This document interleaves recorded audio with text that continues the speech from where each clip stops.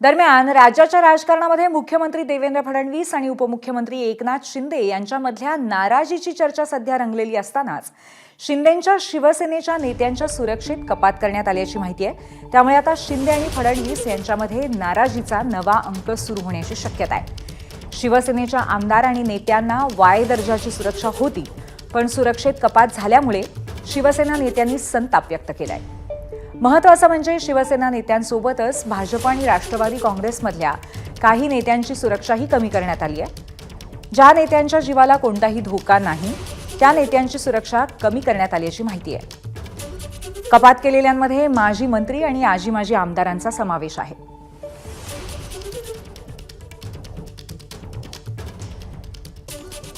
अर्थात ही एका शीतयुद्धाची नांदी आहे का? आपण एक नजर टाकूया आतापर्यंतच्या घटनाक्रमावरती। 18 जानेवारीला रायगड आणि नाशिकच्या पालकमंत्रीपदाच्या नियुक्तीला स्थगिती देण्यात आली।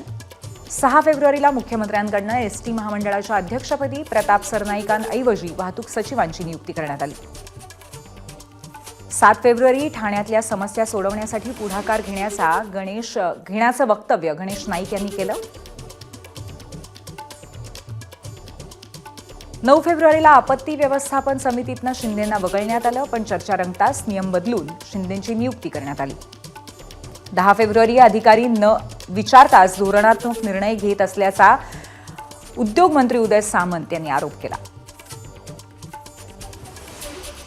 14 फेब्रुवारीला दाढीवाल्याला हलक्यात घेऊ नका असे शिंदेंचे उद्गार। अर्थात हे वक्तव्य ठाकरेंना उद्देशून आहे असं भाजपचं स्पष्टीकरण होतं याबद्दल। 16 फेब्रुवारी मुख्यमंत्र्यांचा कक्ष असताना शिंदेंकडून उपमुख्यमंत्री वैद्यकीय सहायता कक्षाची घोषणा करण्यात आली।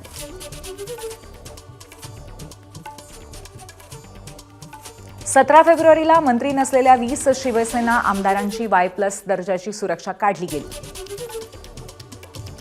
तसंच मुख्यमंत्र्यांनी आढावा घेतला असतानाही शिंदेंनी उद्योग खात्याची आढावा बैठक घेतली।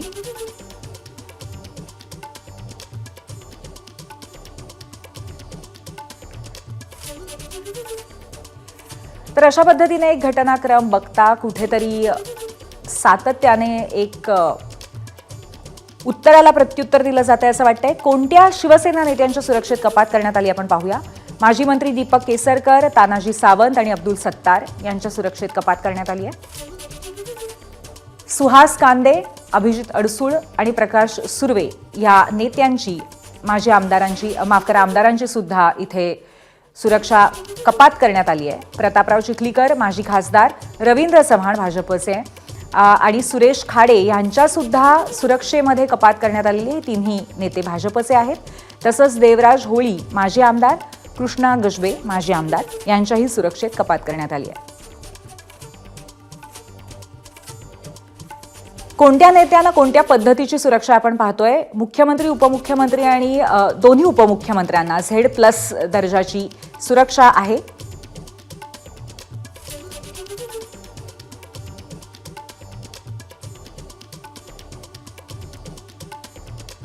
राज ठाकरे, सुप्रिया सुळे आणि आदित्य ठाकरे यांना Y+ दर्जाची सुरक्षा आहे।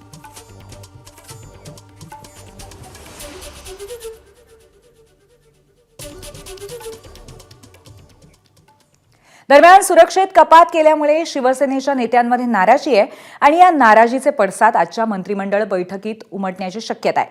शिवसेनेतल्या फुटीनंतर शिवसेनेच्या 40 आमदारांना Y+ दर्जाची सुरक्षा देण्यात आली होती।